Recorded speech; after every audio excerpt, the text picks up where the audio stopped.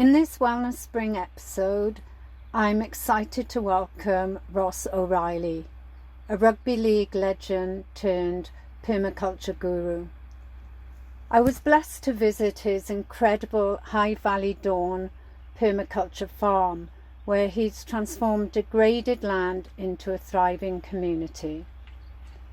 From global volunteers and rehab programs to amazing stories of growth and even romance, Ross's farm is truly unique.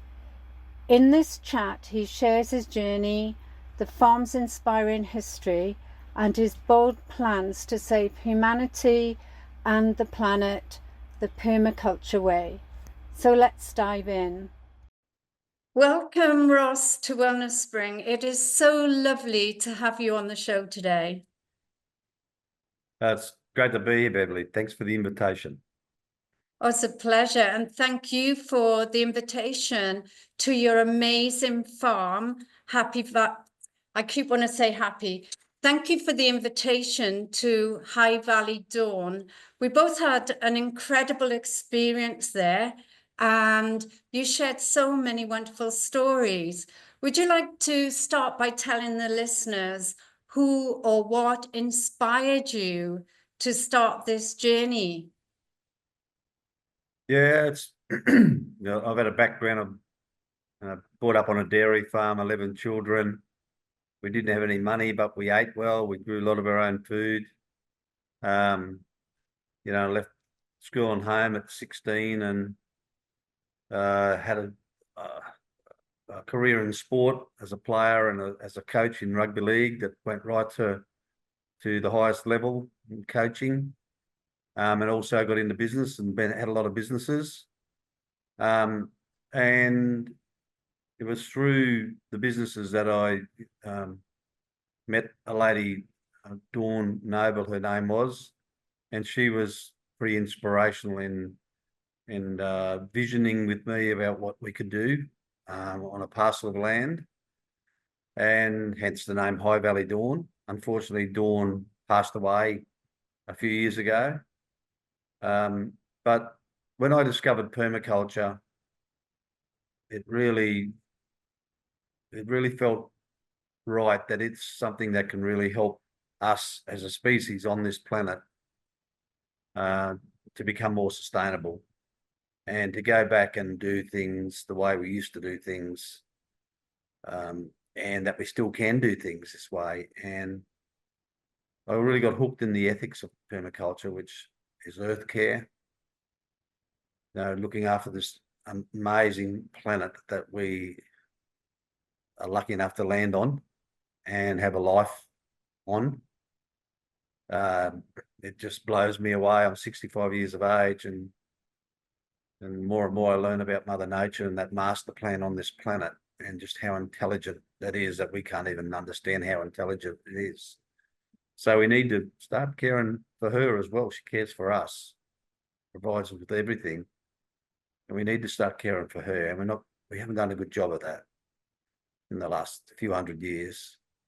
And people care, which is something else that really is important to me. My mother there was 13 of us around our table, but there was always some extra ones where my mother would be taking someone in, whether it was cousins, big families back then. A lot of them were doing it tough. So the people care part of it, and we practice that the best we can, and we do quite a bit of that, taking people onto our farm and into our community that have either homeless or have come out of rehab, or we've done a lot of that work. And I think we need more of that on our planet right now. Fair share, sharing our knowledge, sharing our stories, sharing our produce, any surplus. And the last one that we've added is future care. Really caring about our future generations and what we can do now to give them the best opportunity to have a great life. Like, I think back to the start of my life and being on that dairy farm, and it was so good. And if we keep going the way we are on this planet, I don't believe it's sustainable. the way we do agriculture, just the way that we live, the lack of care for each other.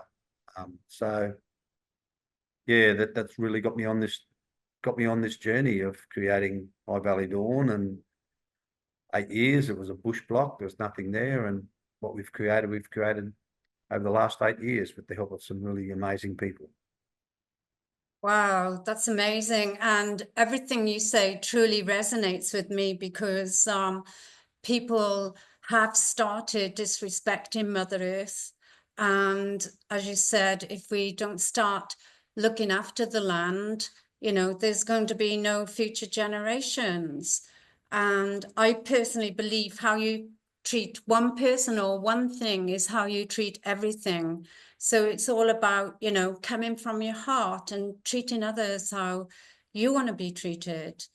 And as when we met on your lovely farm, we told you that we'd been traveling around Australia looking for land to make a holistic retreat, but we were devastated with the amount of degradation that we saw. We were heartbroken. And, our journey's taken us on a different pathway to see how we can help people to A-grade the land. And you mentioned you bought a bush block. Can you tell us your journey there, how you actually chose that land and all the work involved to A-grade your land? Well, the land chose us, to be honest. Yeah. That's how it worked out. My dear friend Dawn, she had a lot of land. There was 1,700 acres, and this was only one of the lots within that land. And she gifted my family that land when it was a bush block, and her and I had a joint vision of me creating something special there. And that's one of the main motivators is to honour that commitment of that vision that we had, even though I lost her unexpectedly. The vision's still there, and I'm very determined to make it something that's special now, but even to make it something even more special and something that can serve our community and be a model that can be shared across the planet. And we're on the way to doing that. So it was a bush block. Hadn't been touched for 60 years or something. There's lots of lantana, which is a horrible weed. No fences. First thing I had to do was fence the boundary fence, and then plan it out and did a permaculture design course and planned out how we could set up the water and where to put the market garden, food forest, bush tucker forest, where to put the community centre, where to put the accommodation for our volunteers. A lot of planning went into that through a design course, and we're fully off grid. That was something that we were determined to do from the start. And we've got beautiful water supplies now with dams, underground water, which we desalinate through a natural biofilter using the right vegetation. And we're all off grid with all our energy from the sun. And we do it easy, really. And we have up to 20 odd people living there full time at certain times. So a lot of planning at the start, and then a lot of money. And I've got to really thank my wife and my family. It's been my vision at the start, and spending a lot of money and a lot of family money to make this happen. And spent the block of land was worth a certain amount, but I've spent probably 5 times that now creating what we're creating there to make this happen. And my family's been supportive of that, and really thankful and grateful that they've supported that, and they really love what's going on out there as well. Wow, that's amazing. And how long was that initial process, of A-grading the land? Because you mentioned lantana, and I think all weeds are beautiful and they're there for a reason. They're only there to repair the land. And I know lantana in particular is good for providing nitrogen in the land. Yeah, definitely. It's just can take over and smother everything else out, but in the process, though, it's great for the soil. You know, Yeah. drops a lot of organic matter that's good for the soil. And that's what we inherited, 50 or 60 years of lantana sitting over it. Yeah. Just to clear where we want to put our gardens, beautiful red, fertile soil. And it was, just a lot of work on the tractor and stick rake, digging it out, burning it off, slashing, more slashing, until finally, it gives up the hunt. But there's still plenty of it on our property. And it's a beautiful plant. That's why they brought it out to Australia as a flower, as an ornamental plant. Yeah. Just that it likes our climate a lot. And the East Coast, it's really taken over on the East Coast. Yeah. Well, with your background in finance, real estate, rugby league and coaching, obviously you're used to team playing. And how has those experiences shaped your leadership at the farm? Yeah. I like to lead from the heart. I like to lead from within the team. And I've learned a lot. And it's the hardest job on the planet is managing human beings.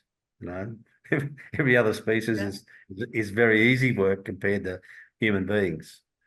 And particularly on that farm, it is a big job. We have people from all different cultures from around the world. Like we've had over 370 volunteers from around the world come and visit our farm to learn about what we're doing, learn about, permaculture, organic farming, living in community, living off grid, living sustainably.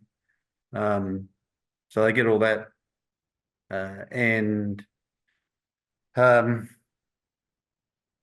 without them, we just couldn't have done it. We just couldn't have done it without our volunteers. So having them, plus having people that we've taken in, probably about 8 to 9 now, people that we've taken in either from rehab or from the community centre that were homeless, and took them in as family, and teaching people about, how to live with compassion and empathy, and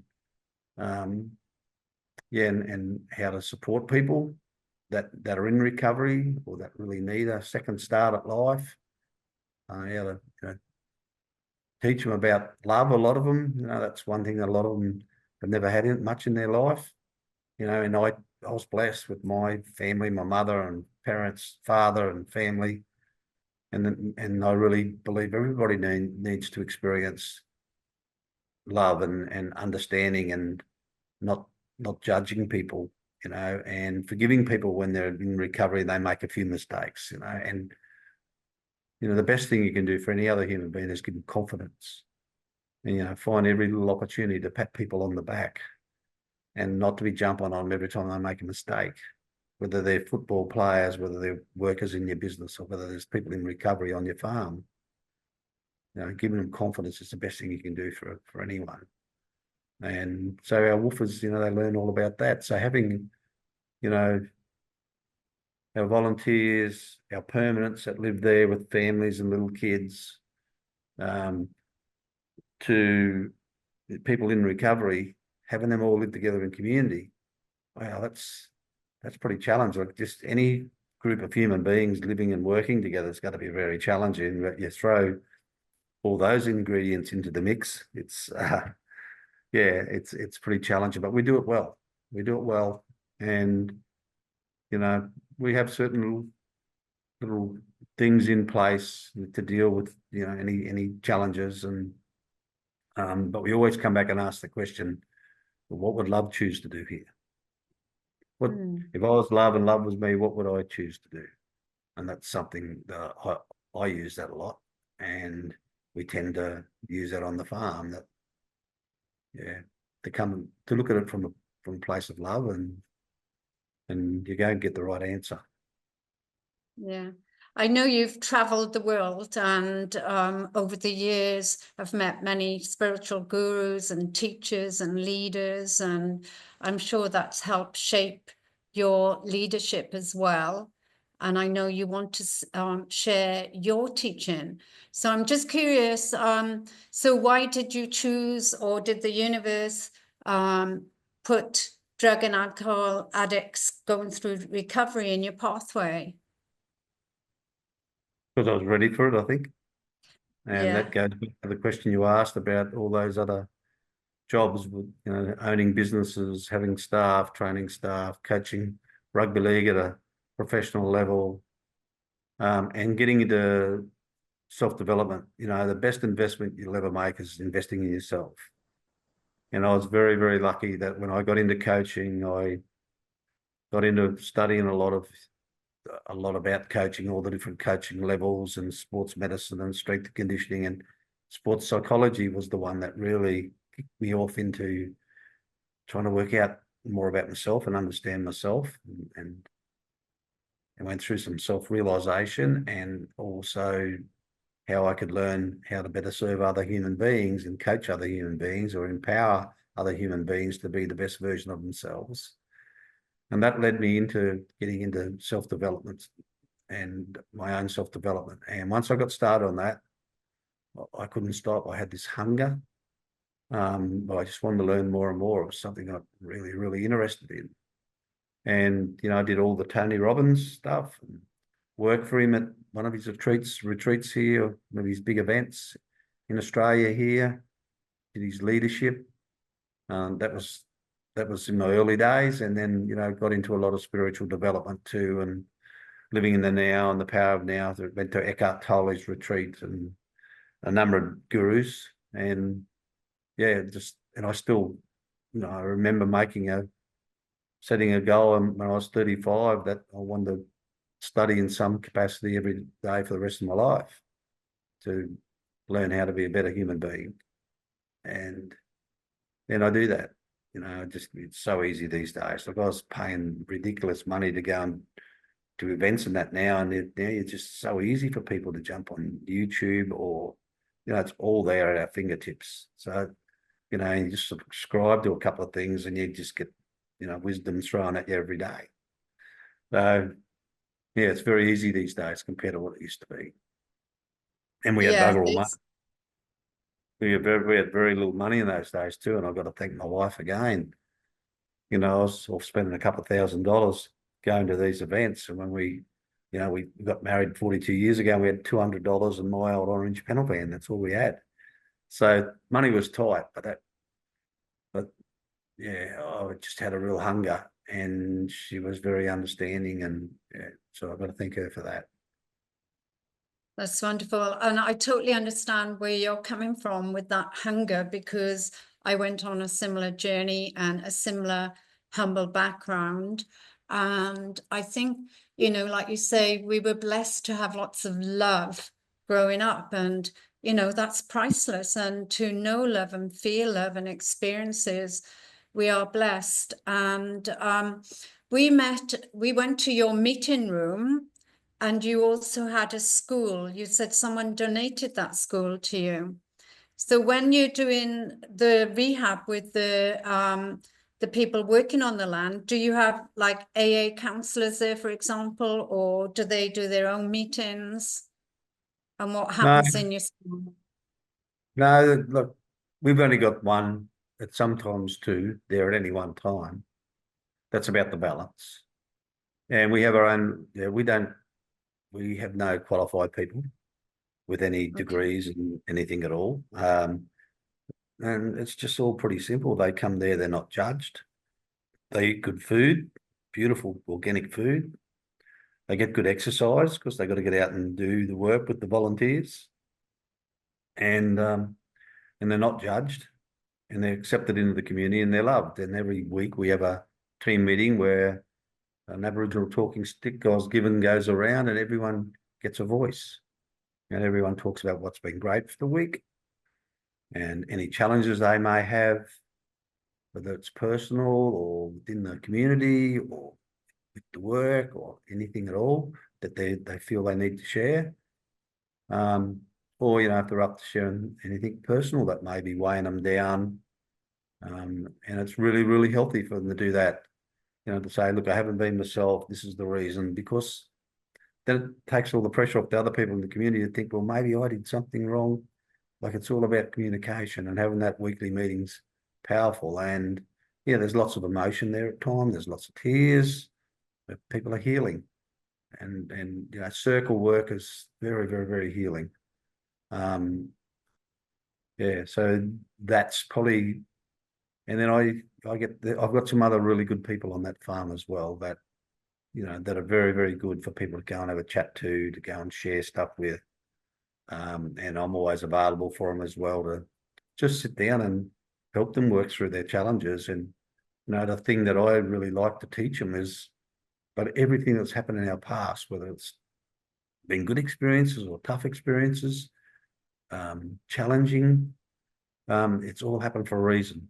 And we've just got to be wise enough to work out why that has happened, and to find the lesson, the blessing, the gift, and the learning in every one of those tough situations, or mistakes that we've made, the poor choices that we made, which we're going to make as a human being, or poor choices other human beings have made. And, you know, and to honour the lesson that we got out of that, and then they can let that go. And to let that go is very, very, very healing, and to be supported in doing that is very important. And then they can be more in the moment and more in the now, and then they can then be free without all the blockages from their past, or the anxiety and fear from the past. They can look down their timeline and see a good future for themselves, and we help them with that. Like visualization, I learned in sport and sports psychology how powerful visualization is. It's the same in life. And you can't look, a lot of people can't look down that timeline because, yeah, it's just too hard, because they're still carrying so much from the past. And so many of us are victims of the past, and we just need to learn how to deal with that in a really positive way. And, you know, and with a lot of these people that are coming out of rehab, and, you know, and even some that have, one that's come from the prison, you know, he's doing amazing things in this community now. Incredible. You know, to be able to let go of that is hugely important. And then to help them work out, you know, a really good vision, and to help them, you know, convert that challenge and that lesson, that blessing, that gift, and that learning into the better good. And with those people, they've more qualified than someone with, you know, 3 degrees, you know, about helping people recover when they've been there and get through it themselves. And when you can get them motivated to become someone else that can get out in the community and help others, they heal. They become a role model, and, you know, there's a very good chance they'll never go back and relapse. And that has been one of the best parts of that farm for me, that we've had a number of them now that have been out running AA and NA meetings in our region, and 2 ladies, that came to the farm. One had 6 months in the rehabilitation centre. 6 months is a long, long time. 2 ladies both got jobs back there at that rehab centre, been out running meetings, out in the community, doing good stuff, helping others, and now they've landed jobs back in the rehab centre. That to me is just, yeah, that's the best. That's the best. That's wonderful, and it's so heartwarming to hear that you're running this sacred space where people feel safe, feel heard, feel listened to and not judged, and, you know, everybody can learn from the clear communication, you know, so especially when you're living and working with each other around the clock. And when we were on the farm, you did share some amazing stories about two of your people in the garden. I think one of them was a gardener himself. Would you like to share that story, or does another success story spring to mind? Yeah, I mentioned one that came from out of jail. Well, that's really up there with, yeah, something, one of the best things I've seen happen in my life. Our head chef, he came to us as a casual chef, drug, alcohol. He started going to AA and NA, ended up becoming a leader in there, ended up doing 10 years with us, become our head chef about 4 years in, did 6 years as a head chef, become a really, really good human being and helping others and become good at it. He referred a young lad to me who's part of Original, and Peter, his name was, I called him Petey Boy, and instantly just felt love for this young fellow. He was about 28, and he'd had a rough journey, and he'd been on ice or on meth for 5 years prior to getting into a lot of trouble with the law, crime. But I still took him on, and he told me all this up front. I still took him on to the farm, and he did 6 months on the farm. And during that time, he was going so well, I gave him some paid work in our restaurant, cleaning of a morning. And so he'd go in early of a morning cleaning. And our sous chef at the time, Mel, beautiful. She's like a daughter, and she's been through ups and downs as well. And they met through that, and fell in love. And Pete then had to go to court. I gave him a letter of reference. Mel and I went up, and I went up every day. Mel come some days, sat in front of that judge every day, supporting him.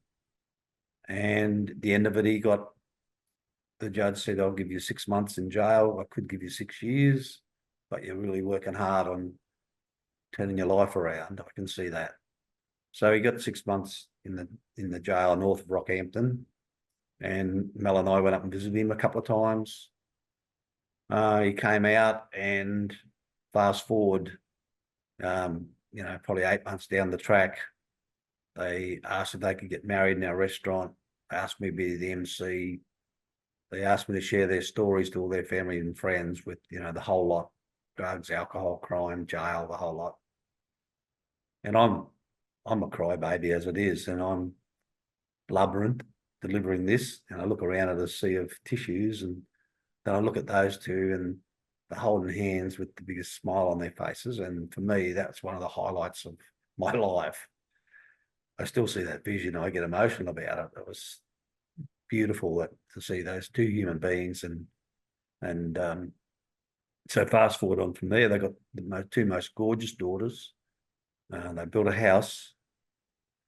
Pete's got a really good job, and he's been running the AA and NA meetings at Emu Park here for quite some time now, and is sponsoring a number of people. That means that he sponsors them or mentors them through the 12-step program. And I go to him for advice now. I go to him and ask him for some advice, on how to deal with different people. He's become a very enlightened human being. And and he reminds me, the first thing I said to him when I met him that day, and we sat in a restaurant, it was busy that day, he said, he remembers more about than me. He said that I said to him, Pete, I know, I can feel that you've got lots of love in that heart of yours.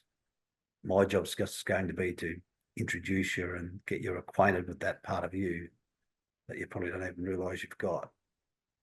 And I can't remember saying that, but he told me he's never forgotten those words. And he said we both had a good cry in the middle of a busy restaurant at that point in time. I do remember most of it, but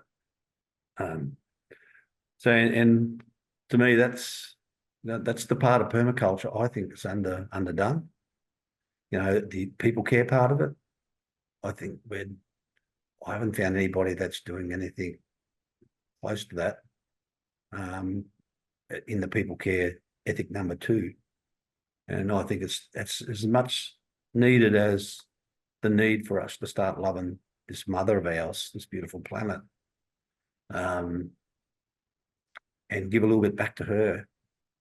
I think it's even more important that we actually do that to our fellow human beings. And, and I always hold the hope that we will eventually have a day where have a time when there's peace and harmony, and people are living with just being kind, love and kindness. We've had some amazing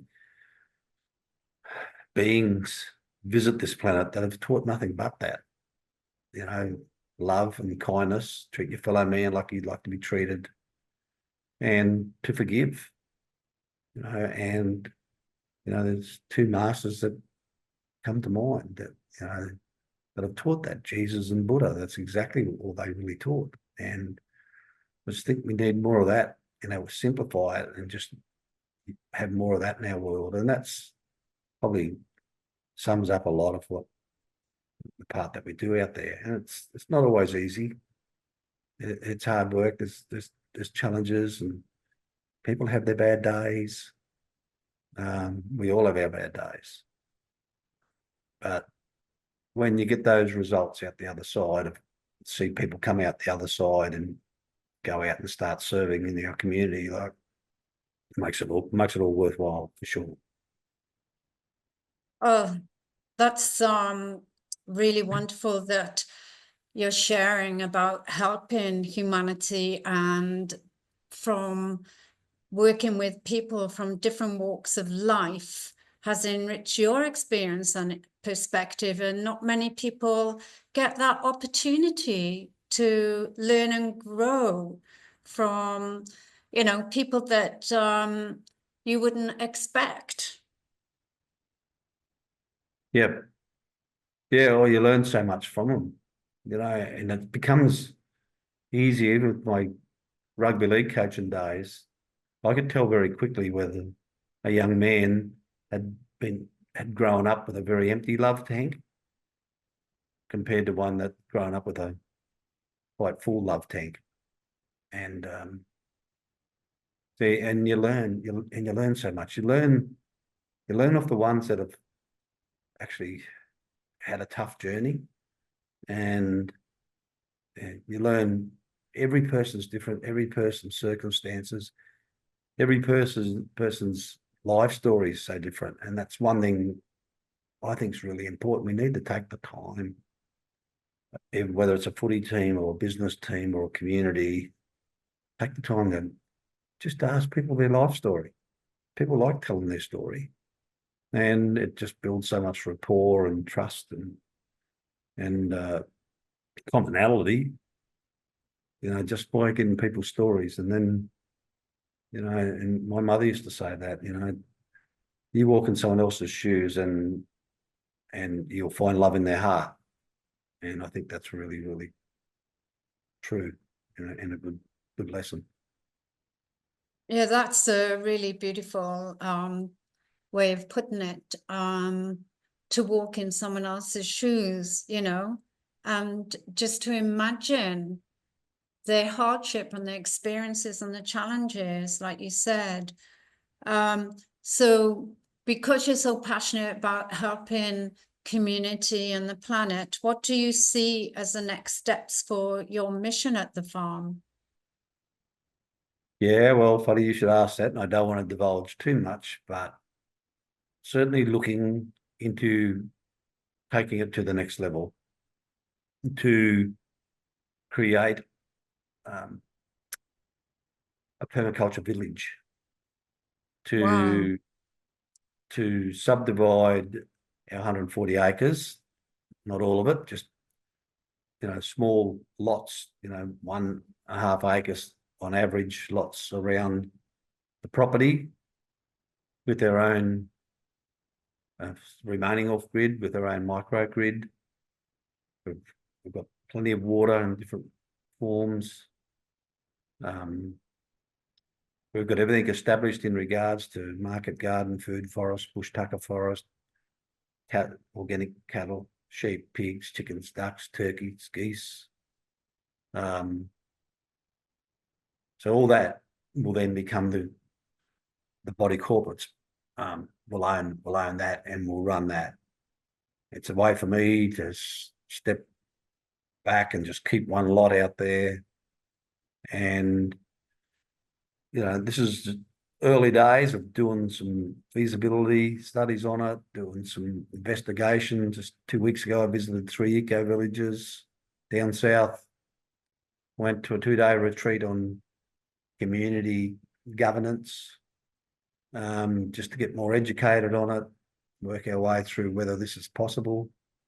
I had the most positive meeting with the mayor and his deputies and councillors 2 weeks ago, and just asked them what they thought about it, about creating this community, this permaculture village where families could be living there, growing their own food on their own big lot, but also have access to all the community gardens and food forests and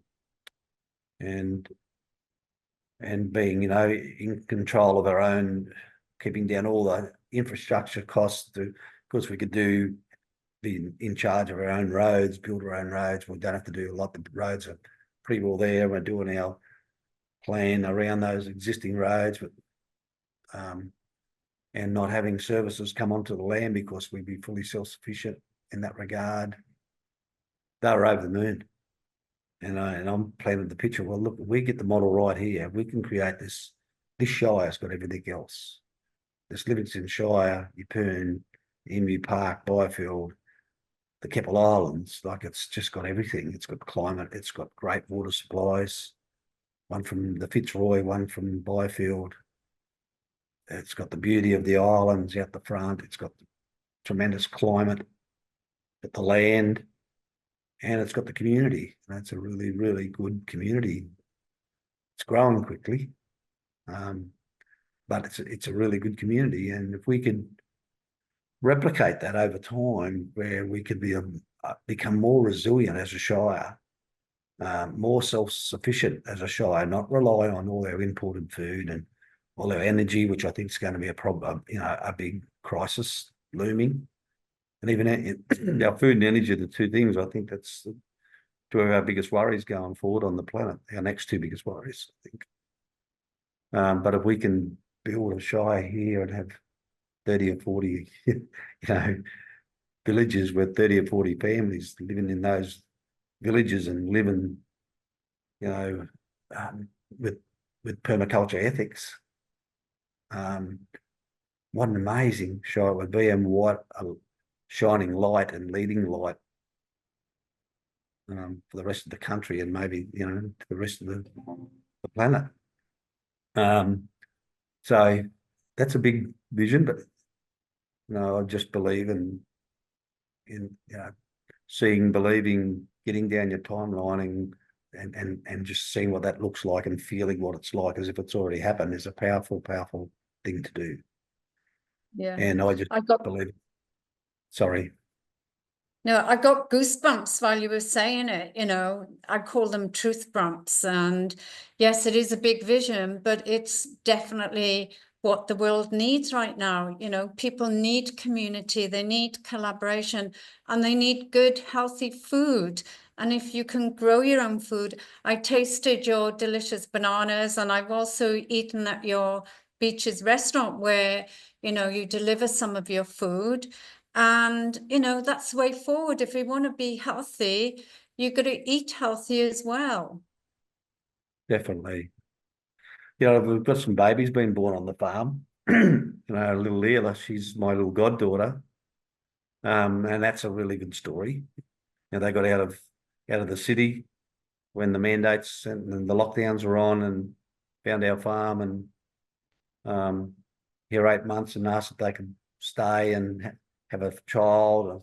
I said, beautiful. So, and I remember saying to them, it won't take long though, because everything breeds well on this farm. My bull gets 100% stroke every year, and sure enough, second month she was pregnant, and Leila's now nearly 2, and she's known nothing but living on that farm and eating healthy food, and she's just a picture of health. She's got the best lifestyle ever. I really believe that's what we need to do for our future generations. We need to at least give them the opportunity. And like our high schools, we've had 835 high school students come through the farm since March this year. And that's what we just tell them. We're showing them how it used to be done and how it still can be done, and to give them the opportunity just to see that. And I really believe that's what we need. We need to do more of that. We need to start educating them and showing them, not just showing them that it can be done, but showing them how it can be done. Yeah, the proof is in the pudding, as they say. So what advice would you give to someone interested in starting a permaculture project or building a community village from scratch? Well, I've got to learn that one yet. The village. I've learned a lot already, but it's a big process and a lot of risk. Yeah. Just like getting approvals. There's probably 100,000 there just to go through the approval process to get the approvals to be able to then create it. But the good thing is that we own the land, Yeah. and good thing is that Dawn would be really, really happy that we're stepping that up to do even better good. Mm. And we've all the infrastructures, a lot of the infrastructure's already there, where the eco villages that I visited have all been really slow getting going because they had to form a company and get people to buy shares in that company to get enough money to buy the land, and then they had to create from scratch, which we did as a family. But now that's all there. So it's very unique. It'll hit the ground running. The hardest part is going to be having the right people in that community, in that village. Mm. And we've got a few plans to run, workshops for anyone that expresses any interest, and lay out the permaculture ethics, lay out the governance that we'd like to implement, and really qualify the people. The ones who aren't into that will run away, but we really we'll have to do a very good job of qualifying those people and to make sure that that we are living with those permaculture ethics. That's wonderful. And I can feel in my heart of hearts it happening. And I know that Dawn is with you every step of the way. Her essence is there, and she be spreading the love to one and all. And as we're a wellness show, what advice would you advise the listeners if there was one thing they could do to improve their health? Learn how to let go. Oh, wonderful. Yeah.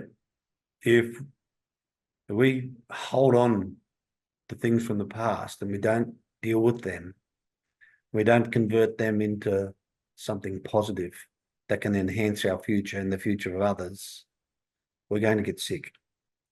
It's going to manifest somewhere. And yeah, like nutrition is super important. Meditation and spiritual practices super important.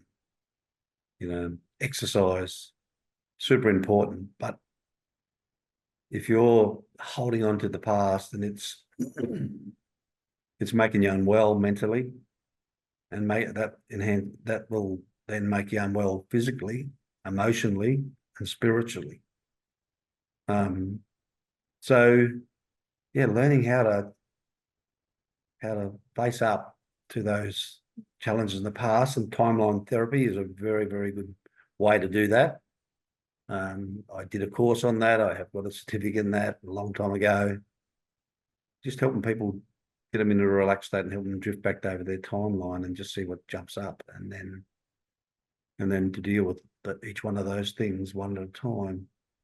And two, a practice where in the end you can let it go.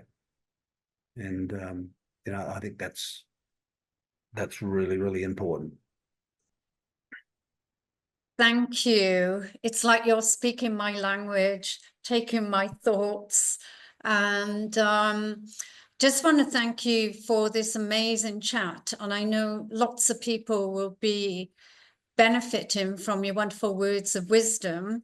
And I guess the best place for people to find out more would be on your website. Yeah, and our Facebook page. Not that I do Facebook anymore, but had a year off Facebook or any social media myself. Yeah, and I've got to a stage where I don't miss it, very quickly, and I find a lot more time in my day. But yeah, our Facebook page, High Valley Dawn Facebook page, our beaches, restaurant, Facebook page, and they both got websites as well where they can learn more about what we do. Fantastic. And is there anything you'd like to share at all with the listeners? No, I do believe in a thing called collective consciousness. The more people that can see something good happening, the more people that can visualize that, the more it's likely to happen. And there's been lots of science experiments with different things, with monkeys and everything else, and it's proven. And I've experienced in my life too, winning premierships and turning clubs around, and to having coached a lot of people in our businesses, and the real estate business, the financial planning business. Yeah, I think that's really important. Fantastic. Yeah, my vision is similar to yours, and I've been wishing for peace, love, and harmony on the planet for years, and planting the seeds in all my teachings, and collaboration. And it's almost like going back to the old ways, where people did live off the land, and you'd have your chat, like in the tribes, people used to share everything. And I know in Italy, the longest living people in the world are in their hundreds in Genoa, and they still have community centres and support one another. And, if anybody's got an ailment, everybody pulls in, and it's that real sense of community. And I think you're doing a very good job. I've experienced and witnessed it firsthand. And I just want to wish you all the very best for your future endeavours, and keep sharing that love. Thank you, Beverley. It's been a real pleasure having you on the farm, and I feel honoured to be invited into your podcast. So thank you very much, and wish you all the best too. I hope to see you again up here sometime. Absolutely. Thank you. Thank you. Bye.